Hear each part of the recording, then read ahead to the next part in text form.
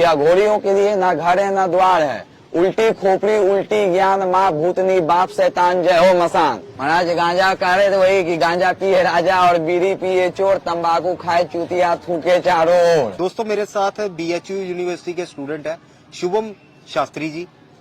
शुभम जी, गांजा जब आता है या चरस आती है, फीम आती है, तो बाबा लोग सेवन करते हैं, तो लोग ये कंसेप्शन लगाते हैं कि भाई शिवजी भगवान पीते थे, उनका प्रसाद समझ के हम पी रहे हैं।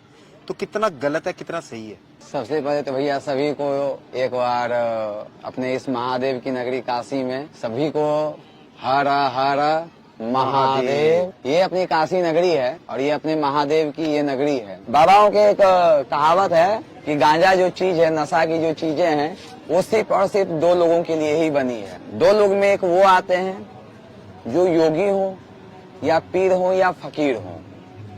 भैया अगर आप योगी हैं, कोई फकीर हैं, तो आपके पास कुछ नहीं है, आपको राम राम करना है, तो गांजा पीने के बाद में आराम से माइंड को स्थिर, यानी माइंड जो है अपने आप ऑटोमेटिक अस्थिर हो जाती है।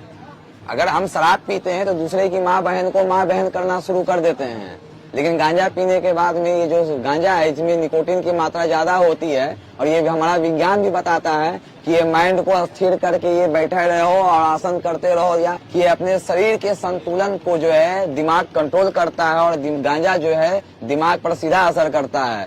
और जब दिमाग पर असर करता है तो अगर आप गांजा अगर पिए हुए हैं और दिमाग पर ये असर कर रहा है, अगर आपके दिमाग में अगर अच्छा सद्गुण भाव लेकर अगर बैठे हुए हैं, अच्छा राइट अच्छी सोच लेकर अगर बैठे हुए हैं, तो आप अच्छा ही कार्य करते रहिएगा। ये गांजा की एक खूबी होती है।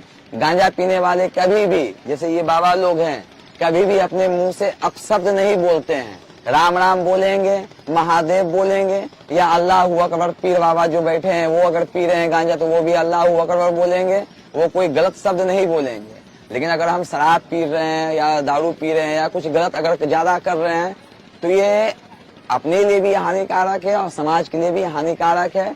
हर चीज की जाती है। बाबाओं में भी ऐसे ऐसे बहुत पंथ है हमारा जिसमें दारू की भी अनिवार्यता की गई है। जैसे आप दारू यूज कर सकते हैं, तो दारू यूज कब कर सकते हैं? जब आप उस संप्रदाय में प्रवेश कीजिएगा। तो वो संप्रदाय क्या है? तो भैया पहले साधु को ही नहीं पहचान पा रहे हो, संत को ही नहीं पहचान पा रहे हो, पंडित को नहीं पहचान पा रहे हो, ब्राह्मण को नहीं पहचान पा रहे हो कि ब्राह्मण कौन है, पंडित कौन है, साधु कौन है, संत कौन है, तो आप उतने बड़े अंदर में नहीं प्रवेश कर पाओगे। फिर भी बताते हैं अब साधु है महाराज। अगर संसार की भाषा में कही जाए कि साधु क्या चीज है, तो वही है साधु चरित शुभ चरित कपासु, नीरस विशद गुणमय फल जासु।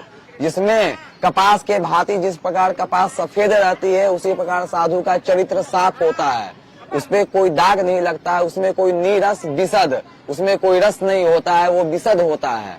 तो इसीलिए वो साधु कहलाते हैं। अब संत है, हम कोई काम नहीं कर पाते हैं लेकिन एक काम करते हैं कि सत्य बोल लेते हैं, तो इसीलिए हम संत कहलाते हैं। अगर आप भी सत्य के रास्ते पे चलिएगा तो आप भी संत व्यक्ति कहलाइएगा। संत के लिए बड़ा बड़ा दाढ़ी बड़े बड़े बाल की आवश्यकता नहीं है। हमारे सनातन धर्म में पहले भी एक बहुत बड़े साधु हैं जिनका नाम भरत जी है, राजा भरत, जो बड़े भाई को भगवान मानकर उनके चरण पादुकाओं को माथा पे लेकर के चित्रकूट से आकर अयोध्या में रखकर शासन किए थे 12 वर्ष तक। वो भी थे, उनको दाढ़ी बाल नहीं था, फिर भी वो संत थे। हमारे योगी जी भी हैं, बड़ा बड़ा दाढ़ी बाल नहीं रखे, फिर भी वो संत हैं।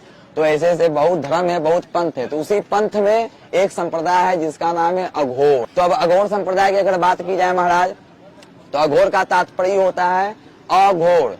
मतलब जिसमें कुछ ना हो, घोर कोई रस नहीं है, वो अघोर है। जिसके आगे स्वाद अस्वाद कोई अंतर नहीं है, उसको अघोर कहते हैं। वो मरा और जिंदा में कोई फर्क नहीं पूछता है, वो अघोर है।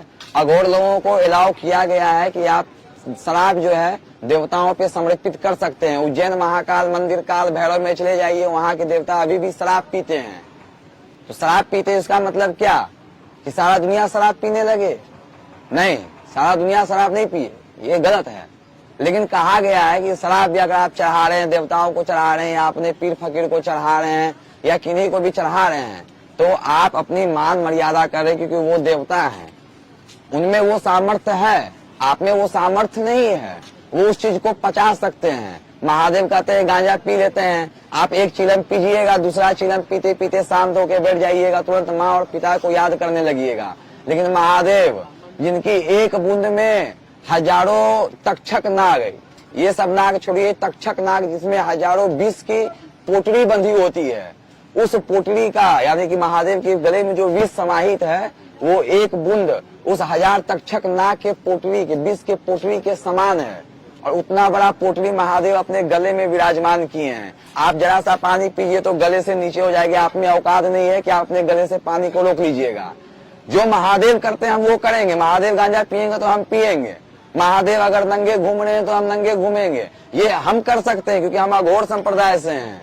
हम उसी चीज को मान रहे हैं, शिव को ही मान रहे हैं। शिव ही सत्य है और मसान ही हमारा सत्य है।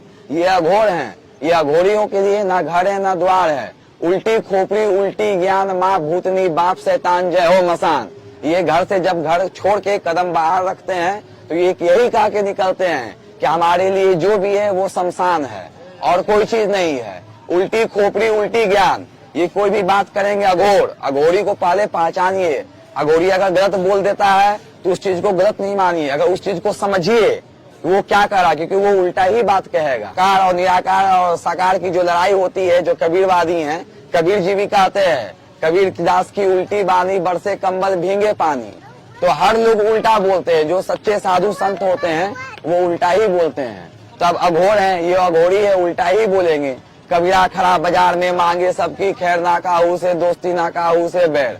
पहले तो ये किसी को छेड़ेंगे नहीं, और जब ये छेड़ेंगे तो ये किसी को छोड़ेंगे नहीं, क्योंकि ये खुद भैया घर द्वार छोड़ के जो अपने माँ बाप को छोड़ दिया, घर संसार को छोड़ दिया, और हम उनको अगर छेड़ेंगे तो वो हमें क्या छोड़ेंगे। लेकिन उनके बारे में हम गलत कहते हैं तो ये उन पे उंगली उठाना हमारे लिए गलत है कि वो सनातन धर्म पे हम उंगली उठाएं या इस धर्म पे उंगली उठाएं, तो ये गलत है। अगर हम एक उंगली इन पर उठाते हैं तो ये 3 उंगली हमें एडिट करती है, हमें देखती है, इशारा करती है कि भैया तुम बहुत बड़े गलत आदमी हो। वो साधु है लेकिन तुम क्या हो ये तो बताओ। वो बैठा ये तपस्या तो कर रहा है लेकिन तुम क्या कर रहे हो ये बताओ। 3-3 सवाल करता है तुमसे। हम तो कर ले रहे हैं, ठीक है, ये तो तपस्या कर रहे हैं, हम क्या कर रहे हैं। तो इसीलिए सनातन धर्म पे भैया सवाल जवाब कोई ना उठाओ। जो चल रहा है उसको शांति से चलने दो। अगर भारत है, अगर भारत क्षेत्र में अगर रहना है, शांति से रहना है तो भैया प्यार से रहो।